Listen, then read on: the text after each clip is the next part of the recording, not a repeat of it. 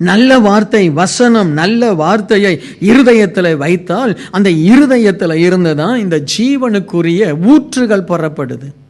அப்படின்னா என்ன ஆண்டவர் சொல்ல வர்றாருன்னா, மனசை சந்தோஷமா வச்சுக்கோ, மனசை ஆசீர்வாதமாய் வைத்துக்கொள். ரொம்ப ஓவரா கவலைப்படாத. கவலைப்பட்டா ஒன்றும் நடக்க போறதில்லை. எந்த பிரச்சனை வந்தாலும் கர்த்தர்கிட்ட கொடுத்துட்டு உன் மனசை, உன் இருதயத்தை சுகமா வைத்துக்கோ. வசனத்தின் மேல பாரத்தை வை. அல்லேலூயா.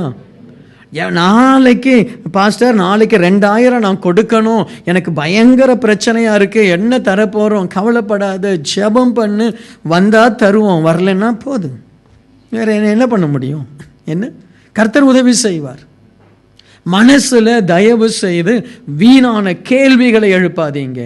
இது ஆவிக்குரிய பிரகாரமா எடுத்துக்கிறது நல்லது. உண்மையாய் நம்முடைய சரீரத்திற்கு சுகம் இந்த இருதயத்தில் விசுவாசிச்சு சொல்லுங்க. நான் இருதயத்தில் நான் சுகமாவேன், என் குடும்பம் சுகமாகும், நான் ஆசீர்வாதமாக இருப்பேன், நான் நல்லா இருப்பேன், கர்த்தர் என்னை ஆசீர்வாதமாய் வைப்பார். அதை நினைக்க நினைக்க, அதை பேச பேச உங்கள் சரீரத்தில் அது நிறைவேறும். அல்லேலூயா, நிறைவேறும்.